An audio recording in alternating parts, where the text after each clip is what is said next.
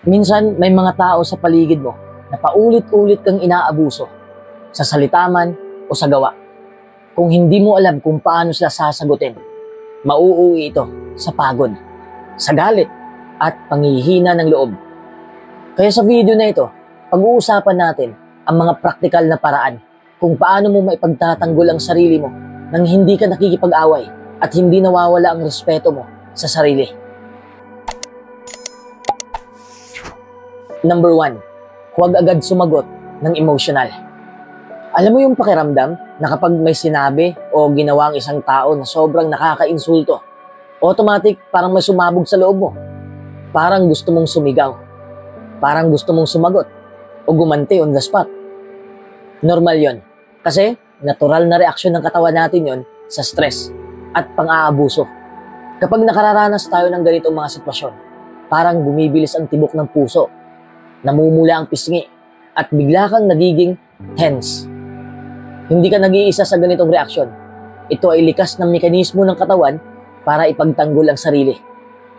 Pero dito pumapasok ang sekreto. Kapag sumagot ka agad ng mainit ang ulo mo, mas lalong napapalala mo ang sitwasyon at mas nakukontrol ka ng abusado. Ang pagputok ng emosyon sa maling oras ay parang pagbuhos ng gasolina sa apoy. Mas lalo lamang lumalaki ang sigalot at mas madaling gamitin laban sa'yo ang mga salita o kilos mo. Kumbaga, isipin mo na lang na parang may naghagi sa'yo ng bola na may apoy. Kung agad mo yung hinawakan, ikaw ang mapapasok. Pero kung hahayaan mong bumagsak muna o patayin mo muna ang apoy, hindi ka masasaktan. Ganito rin ang emosyon. Bago ka sumagot, huminga ka muna ng malalim. Magbilang ka ng 3 o 5. O kaya, lumayo ka muna kahit saglit para mahimasmasan ka. Ang simpleng hakbang na ito ay may malalim na epekto sa utak. Binibigyan ito ng oras ang isip at puso mo para kumalma, para bumaba ang adrenaline at bumalik ang malinaw na pag-iisip. Kung kaya mo pang dagdagan ang bilang para lang kumalma ka, uminom ka ng tubig o tumingin ka muna sa ibang direksyon para maibalik ang focus mo. Kapag kalmado ka na, mas malinaw mong nakikita ang sitwasyon. Mas kaya mong piliin kung anong salitang gagamitin mo, kung paano tatayo, kung ano ang tono mo. Mas naaalala mo rin sa puntong ito kung ano talaga ang layunin mo. Ano ito? Ipagtanggol ang dignidad mo nang hindi nakikipagsabayan sa kabastusan. Sa halip na maging reaksyonaryo, nagiging maestrado ka ng sarili mong emosyon at kilos. Sa ganitong paraan, ikaw ang may kontrol, hindi sila. At mas malakas ang dating mo kapag hindi ka nagpapadala sa galit. Sa totoo lang, mas nakaka-disarm ang abusado kapag nakikita niyang hindi ka natitinag o napapaikot sa emosyon. Kadalasan, ang mga abusado ay umaasa sa reaksyon ng biktima para sila ay magmukhang tama o para mas lalo kang madown. Kapag hindi ka natitinag, para kang pader na hindi nila mapasok at unti-unti silang nawawala ng kapangyarihan sa'yo. Kaya sa susunod na may bumastos, huwag kang magmadali. Huminga ka muna. Magbilang ka ng 3 segundo at isipin mo, ako ang may kontrol sa sagot ko. Maaari mo ring sabihin sa isip mo, hindi ako papadala. Pipiliin kong maging matatag at malinaw.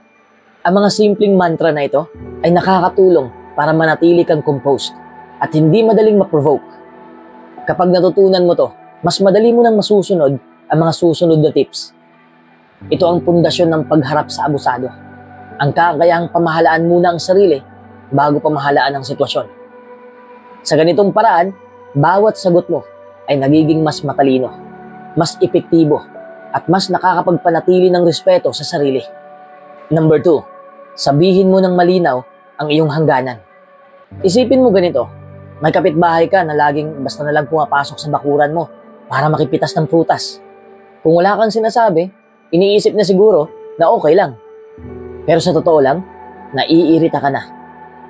Hanggat hindi mo sinasabi ang hanggang dito ka lang, tuloy-tuloy lang siya. Ganito rin sa mga abusado. Kapag wala kang malinaw na sinasabi, iniisip nilang pwede ka lang lampasan. Minsan, hindi dahil masama ang loob mo, tahimik ka na lang, kundi dahil natatakot kang mas lumala ang sitwasyon. Pero tandaan, ang pag-establish ng boundaries ay hindi pagiging masungit. Ito ay pagiging malinaw at may paggalang sa sarili. Kaya napakahalaga ng paglilinaw ng boundaries. Ito ang literal na bakod mo sa emosyon, oras at respeto. Kapag malinaw at direkta ang linya mo, mas madali mong protektahan ang sarili mo at mas malamang ding irespeto ka ng kausap mo. Sa madaling salita, kapag hindi mo inihahanay kung ano ang pwede at hindi pwede, para kang bahay na walang gate. Kahit sinong dumaan, pwedeng pumasok. Pero kung may gate ka at may karatulang bawal pumasok, mas nagdadalawang isip ang iba.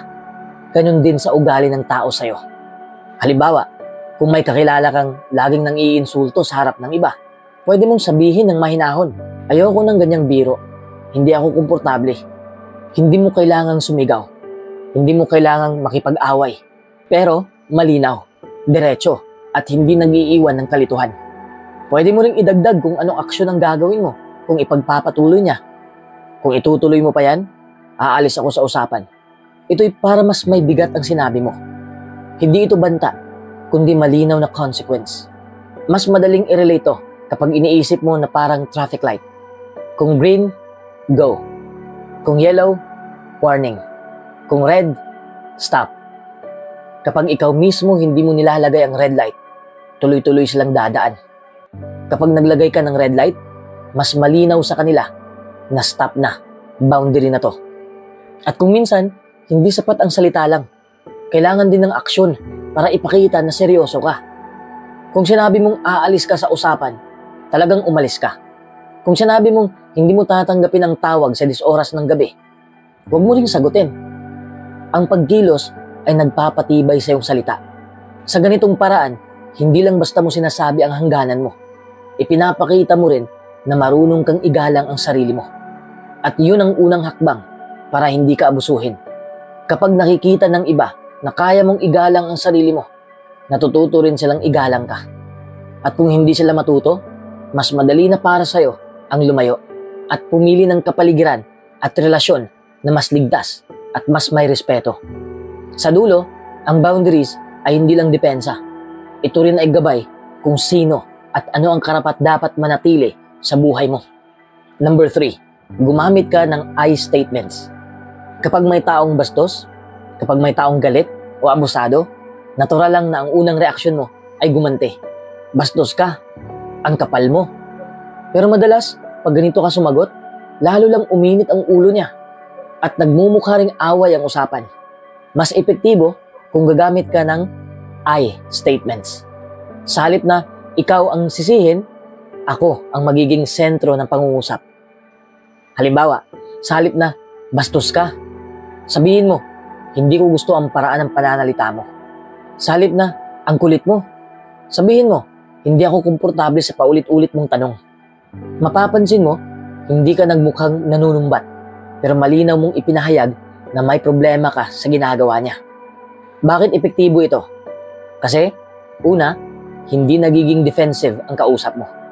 Hindi mo siya tuwirang sinasabing mali o masama siya. Kaya mas may tsansang pakinggan ka niya. Ikalawa, na ipapakita mong kontrolado mo ang emosyon mo. Hindi ka pasigaw, hindi ka nanunumbat, kalmado ka at matatag ka. Ikatlo, mas malinaw ang hangganan mo. Pinapakita mo kung ano ang hindi mo gusto at ano ang aasahan niya mula sa'yo. Isipin mo ito parang traffic sign. Kapag sinabi mong bastos ka, wala siyang nakikitang no entry sign. Ang nakikita niya, suntukan tayo. Pero kung hindi ko gusto ang pananalita mo, malinaw na may harang na, may hangganan, pero hindi mo siya inaaway. Kaya kung gusto mong sagutin ng abusado, ng matatag, pero hindi agresibo, magsimula ka sa ganitong pattern. Hindi ko gusto, bla bla bla. Mas komportable ako kung bla bla bla. Kailangan ko ng bla bla bla. Nasasaktan ako kapag bla bla bla. Mas madali rin itong gawin sa totoong buhay kung i-practice mo sa maliliit na sitwasyon. Halimbawa, sa opisina may nangungulit na office mate o sa pamilya may pasaring na komento. Masasanay kang magsabi ng hindi ako komportable kaysa tumigil ka na nga. Sa ganitong paraan, pinapakita mong may respeto ka pa rin sa sarili mo at hindi ka nagpapadala sa galit at mas nakakaapekto ito kaysa sigaw o insulto. Number 4, huwag kang magpaliwanag ng sobra. Maraming beses, kapag may abusado o taong mapangmaniobra, ang instinct natin ay magpaliwanag ng mahaba para ipagtanggol ang sarili. Parang gusto mong linawin ang lahat para hindi ka mapagkamalan o mapintasan. Natural yan, kasi gusto nating maging maayos at maintindihan tayo. Kaya kapag may taong agresibo o mapanghusga, halos automatic na bumabalik tayo sa defensive mode. Parang gusto nating magpaliwanag, humingi ng dispensa o ipakita na tayo'y mabait. Pero dito nagsisimula ang problema. Hindi lahat ng nakikinig ay bukas ang isip para makinig. Pero dito nagiging tuso ang abusado. Mas mahaba ang paliwanag mo, mas maraming butas silang makikita para ipasok ang panibagong pang-aalipusta. Parang kausap mo ang taong hindi naman talaga interesado sa katotohanan. Gusto ka lang talagang i-down o guluhin. Ito ang taktika nila. Papaniwalain ka na kailangan mong magpaliwanag para makawala. Pero ang totoo, bawat paliwanag ay nagiging bagong bala nila laban sa'yo. Habang mas nag-e-explain ka, mas madali kang makontrol. Halimbawa, may nagsabi sa'yo, ang dami mong mali, hindi ka marunong. Ang normal na reaksyon, hindi ganito kasi yan, kasi ganito, tapos ganito. Ang haba. Habang nagsasalita ka, puputulin ka nila o pagtatawanan, mas lalo kang nakukorner. Kung minsan, hindi lang pagtawa ang kasunod, may pang-iinsulto pa, paninira sa iba, o gaslighting para pagdudahan mo ang sarili mo. Kaya parang habang humahaba ang sagot mo, mas humihigpit ang bitag nila. Mas epektibo kung direkta ka lang. Hindi totoo yan. Or, hindi ko tatanggapin ang ganyan mong salita. Pwede mo rin dagdagan ng malinaw na hangganan tulad ng, kung ganyan ka magsalita, tapusin ko muna ang usapan. Simple, pero matatag. Walang mahabang paliwanag. Walang pag-justify ng sarili. Klaro at matatag ang tono mo. Mas malinaw, mas maikli, mas mabisa. Hindi mo sila pinapasok sa emosyon mo at hindi mo sila binibigyan ng pagkakataon na paikutin ang kwento. Ang dating mo, kontrolado, kumpiyansa, at hindi madadala ng laro nila. Mas madaling maipapakita na hindi ka nila kayang imanipula. At ang pinakamaganda, nauubos ang power nila kapag nakikita nilang hindi ka pumapatol sa laro. Sa ganitong paraan, hindi lang ikaw ang nakakaligtas sa stress. Natututo rin ang utak mo na maglagay ng healthy boundaries. Ang self-respect mo ay tumataas. At natututo ang abusado na hindi ka madaling patumbahin. Kung iniisip mo, paano kung mukhang bastos o suplado ako kung maikli lang? Mas okay na yon kaysa magmukha kang nagmamakaawa sa harap ng abusado.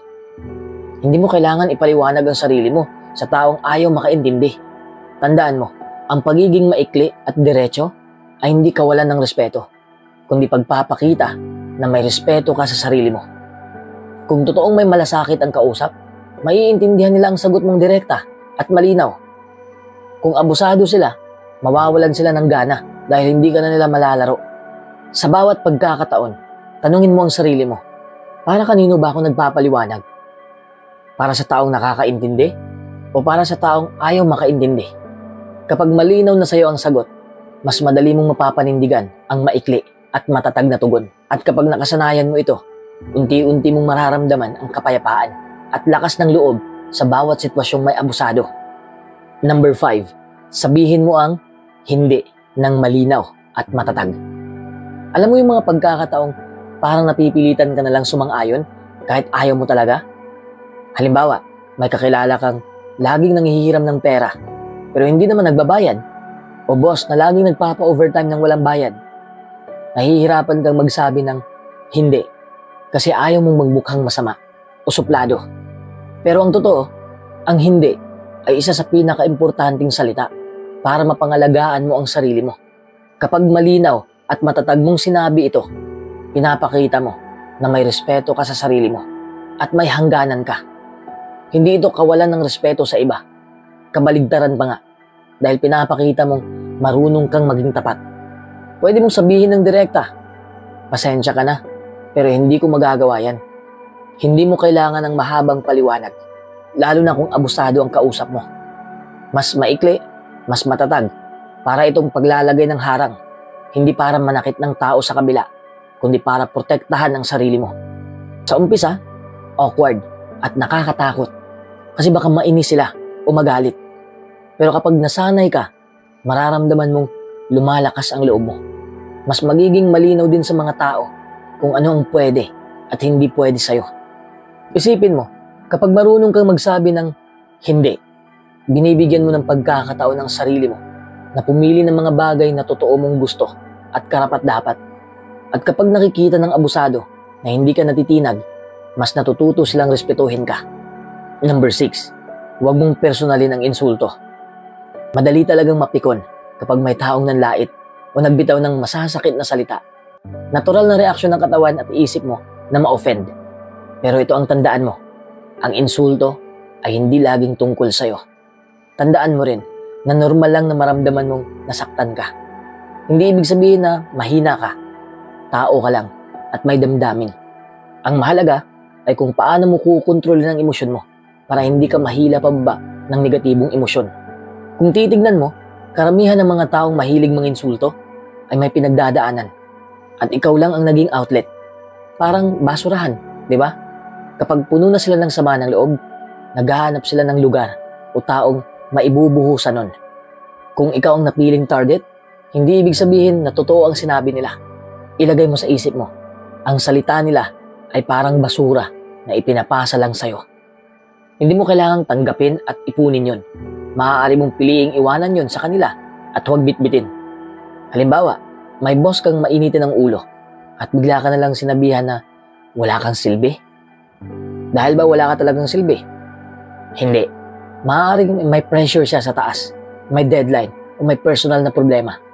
Hindi mo hawak ang galit niya, pero hawak mo kung paano ka tutugon. Kung papatulan mo, ikaw rin ang kakainin ng galit. Pero kung hindi mo ito pipersonalin, hindi ka mabubuwag. Pwede mong sabihin sa isip mo, hindi ito tungkol sa akin, problema niya ito. Sa ganitong paraan, hindi ka basta-basta natitinag at nananatili kang kalmado kahit may bumabato ng masasakit na salita. Parang ulan lang yan. Kapag umulan, wala kang magagawa para pigilan. Pero pwede kang magpayong. Yung payong dito ay yung mindset na hindi ako yan. Ang mga salitang binibitawan ng iba ay refleksyon ng kanila, hindi ng pagkatao mo. At gaya ng payong, ikaw ang pipili kung gaano kalaki at katibay ang ilalagay mo para sa sarili mo. Masanay ka sa ganitong mindset, mas madali mong maiilagan ang mga patak ng insulto. Kapag hindi mo pinersonal ang insulto, mas nagiging malinaw ang isip mo. Mas nakakapag-isip ka kung paano ang tama at mahinahon na sasagutin ang taong abusado. Mas naipapakita mo na hindi ka basta-basta matitinag at mas nakakapag-desisyon ka ng tama kung lalaban ka, lilihis o mananahimik. Minsan, ang pinakamabisang sagot ay hindi maanghang na salita, kundi pananatiling kalmado at matatag. Pwede kang ngumiti, pwede kang tumango at maglakad palayo nang hindi nasisira ang dignidad mo. Sa ibang pagkakataon naman, may nahon mong ipapahayag ang hangganan mo. Hindi ko tinatanggap ang ganitong pananalita. Kaya sa susunod na may manlait, huminga ka ng malalim. Isipin mong hindi mo dapat isaloob yun at sa sarili mo sabihin, opinion lang niya yan, hindi ko yan pagkatao. Mapapansin mo, mas lumalakas at tumitibay ang loob mo. Habang paulit-ulit mong ginagawa ito, unti-unti mong mabubuo ang disiplina at kumpiyansa na hindi ka na madaling maapektuhan ng mga salitang bumabagsak sa'yo. Sa kalaunan, mapapansin mo na mas payapa at mas matatag na ang buhay mo kahit may mga taong abusado sa paligid. Number 7, huwag kang umasa na magbabago agad ang abusado. Alam mo, normal lang na umasa ka minsan na magbabago ang tao, lalo na kung matagal mo na siyang kilala o may pinagsamahan kayo. Natural sa puso ng tao ang umasa at maniwala sa kabutihan kasi gusto mong paniwalaan na may pag-asa pa ang relasyon o ang pagkakaibigan ninyo. Wala namang masama sa pag-asa, pero dapat may limitasyon at may kasamang pagprotekta sa sarili. Pero mahalaga ring tanggapin na ang pagbabago ay proseso na nasa kamay niya, hindi sa kamay mo. So kahit anong kabutihan at sakripisyo mo, kung ayaw niyang magbago, hindi ito mangyayari. Kung paulit-ulit kang binabastos o inaabuso, tapos iniisip mo na baka bukas magbago siya, nakakapagod at nakakasakit yun sa loob. Parang naghihintay ka sa ulan na tumigil kahit wala kang payong. Posible naman, pero habang naghihintay ka, nababasa ka at nilalamig. At habang tumatagal, nababawasan ang tiwala mo sa sarili. Nalulunod ka sa pagod at parang nagiging normal na lang ang maling pagtrato sa'yo. Mas lalong sumasakit kapag nakikita mong paulit-ulit lang ang cycle ng pang-aabuso. Kaya mahalaga na huwag mong ilagay ang pag-asa mo sa pagbabago ng abusadong tao. Kasi hindi mo kontrolado ang ugali niya. Hindi mo hawak ang isip niya. Hindi mo mapipilit ang puso niya. Pero hawak mo ang sarili mo. Kung paano ka tutugon, kung hanggang saan ang hangganan mo, at kung kailan ka lalayo. Ang kontrolado mo ay kung paano ka tutugon, paano mo ipagtatanggol ang sarili mo, at paano mo alagaan ang emosyon mo. Kapag nakapokus ka sa sarili mong kapangyarihan, mas mabilis mong makikita kung ano ang tama para sa'yo. Kapag tinanggap mo na ganito siya ngayon, nagkakaroon ka ng malinaw na pananaw. Hindi mo siya project na kailangan ayusin. Hindi mo kasalanan kung bakit siya nang aabuso. Hindi mo obligasyon siyang hintayin magbago bago mo igalang ang sarili mo. Idagdag pa natin dito, hindi mo kailangang isacrifice ang kaligayahan mo para sa maling tao. Hindi mo kailangang manatili para lang patunayan na matatag ka. Karapatan mong umalis, karapatan mong manahimik, o karapatan mong magtakda ng hangganan, at karapatan mong piliin kung sino ang dapat mong payagan sa buhay mo. Mas malakas at mas buo ka kapag hindi ka nakatali sa maling pag-asa. Kapag dumating ang tunay na pagbabago, bonus na lang yun. Pero habang wala pa, nakaposisyon ka para protektahan ang sarili mo at piliin ang kapayapaan mo. Mas nagkakaroon ka ng kapangyarihang pumili kung ano ang healthy para sa'yo. Mas tumataas ang respeto mo sa sarili at mas nagiging malinaw sa'yo na hindi mo kailangang manatili sa isang sitwasyon na sumisira sa'yo. Kasi sa huli, ikaw ang may hawak ng direksyon ng buhay mo. Number 8, humingi ka ng tulong kung lagpas na sa verbal. Alam mo, normal na gusto mong ikaw na lang ang humarap kasi iniisip mo na baka kaya ko pa to o baka lalaki lang ang gulo. Pero may mga sitwasyon na hindi na pwedeng ikaw lang. Kapag ang pang-aabuso ay lumalagpas na sa salita, halimbawa, nagiging pisikal na, may pagbabanta sa kaligtasan mo, o nagdudulot na ng sobrang takot at trauma, hindi na ito simpleng away. Ibig sabihin, may karapatan at may dahilan ka para humingi ng tulong. Huwag mong isipin na kahinaan ang pagtawag ng kakampi. Sa totoo lang, lakas yun. Katulad ng mga sikat na atleta o leader, may coach at may support team sila para manatiling matatag. Ganon din dito. Pwede kang lumapit sa kaibigan, kamag-anak, HR kung sa trabaho, barangay o pulis kung kailangan, o mga hotline at support groups. May mga organisasyon at tao na sanay humawak ng ganitong sitwasyon. Hindi mo kailangang tiisin mag-isa. Kapag may kasamang ibang tao, dalawa ang nagagawa. Una, mas ligtas ka. Pangalawa, may saksi at ebidensya kung kailangan mong magsampa ng reklamo o humingi ng legal na tulong. Sa madaling salita, ang paghingi ng tulong ay hindi tanda ng pagsuko. Ito ay tanda ng pagprotekta at pagrespeto sa sarili mo. Number 9, piliin mo ang laban na papasukin.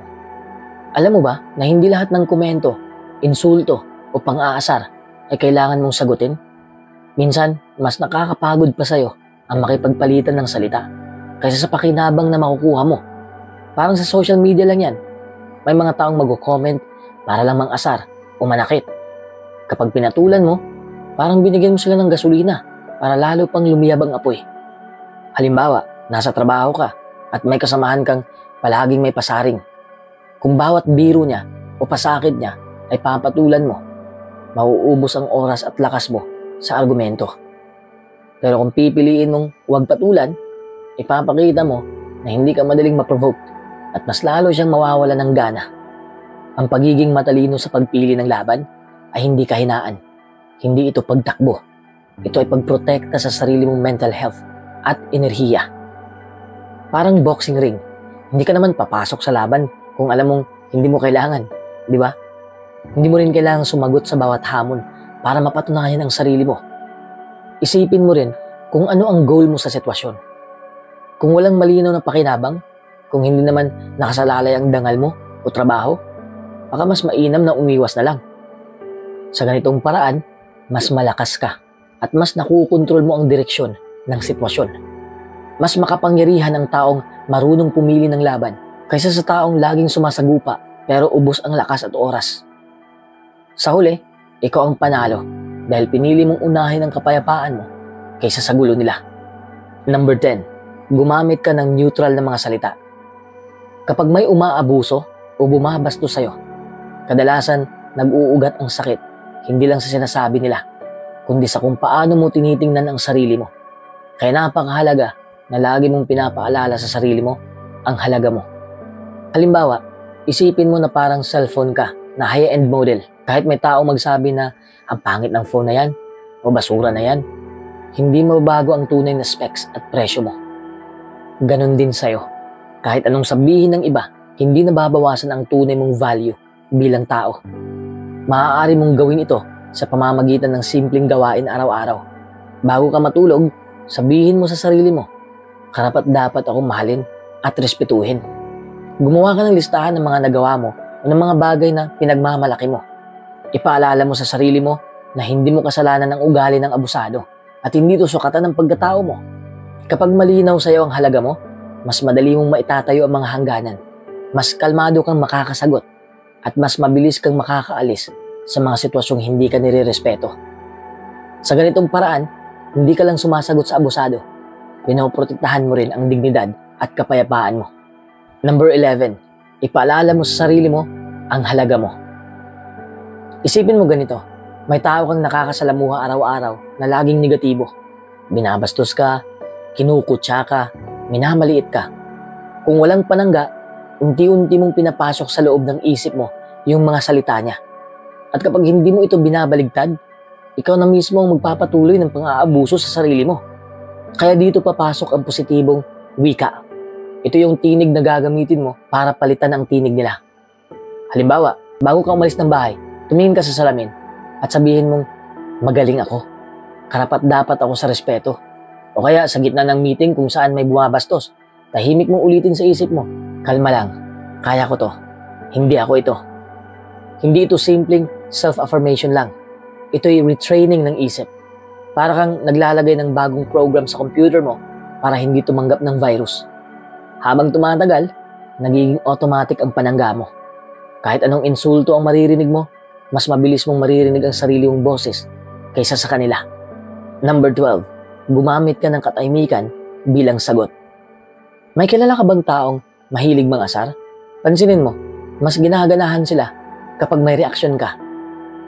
Parang apoy na pinapakain ng gasolina ang emosyon mo. Kapag wala kang ibinigay, unti-unting namamatay yung apoy. Ito ang lakas ng katahimikan. Hindi ito wala kang laban, kundi sinadyang estratehiya. Halimbawa, may nagbulyaw sa iyo sa kalsada. Huminto ka lang, tingnan mo siya ng diretso, huminga ka at magpatuloy. Wala kang ibinigay na drama. Sa opisina, may kasamang naninira. Hindi mo siya pinansin, hindi ka sumabay sa tono niya. Iyon ang katahimikan na taktika. Ang benepisyo sa'yo, hindi ka na-drain. Hindi ka nadadala sa emosyon niya. Ikaw ang nagdidikta kung kailan ka magsasalita at kung kailan ka mananahimik. Number 13, piliin mong huwag magpakita ng reaksyon. Kahit tahimik ka, kung kita sa mukha mo ang inis, minsan sapat na yon para ma-trigger ang abusado. Kaya kailangan ding sanayin ang katawan mo at mukha mo na maging neutral. Ito ang tinatawag ng iba na gray rock technique. Literal na parang bato. Hindi ka nagbabalik ng galit. Hindi ka nagbibigay ng kasiyahan sa nang-aabuso. Para silang nagbato ng bola sa pader. Bumabalik sa kanila. Pwede mong i-practice ito sa simpleng paraan. Kapag may kasamang naninira, huminga ka ng malalim. I-relax mo ang balikat mo. At panatilihing kalmado ang mukha. Sagutin mo ng simple at walang dagdag na emosyon. Habang paulit-ulit mo itong ginagawa, mapapansin mong bumababa ang intensity ng mga abusado dahil hindi nila makuha ang gusto nilang reaksyon. Sa'yo naman, parang may invisible shield ka. Hindi ka na basta-basta nasasaktan. Number 14, itakda mo sa isip mo na hindi mo kontrolado ang ibang tao. Ito ang pinakamalaking game changer. Lahat tayo gustong baguhin ng ibang tao, lalo na kung mali ang ugali nila. Pero ang totoo, wala kang kontrol sa asal nila. Kahit ilang beses kang nagpaliwanag, kung abusado talaga siya, siya yon. Ang kontrolado mo lang ay ikaw. Kontrolado mo ang iyong kilos, iyong salita, iyong pasya. Isipin mo yan parang traffic. Hindi mo mapipigilan ang busina. Hindi mo mapipilit ang driver na hindi barumbado. Pero kaya mong piliing huwag makipagkarera at manatiling kalmado. Kapag tinanggap mo yan, gumagaan ang pakiramdam mo. Hindi mo na inuulit sa isip mo ang bakit siya ganyan. At mas nakakapag-focus ka sa ano ang gagawin ko para mapanatili ang sarili kong kapayapaan. Ito ang simula ng tunay na lakas. Kundi hindi sa pagkontrol ng ibang tao, kundi sa pagkontrol ng sarili mong tugon at pagpili kung nasaan ka ligtas at payapa.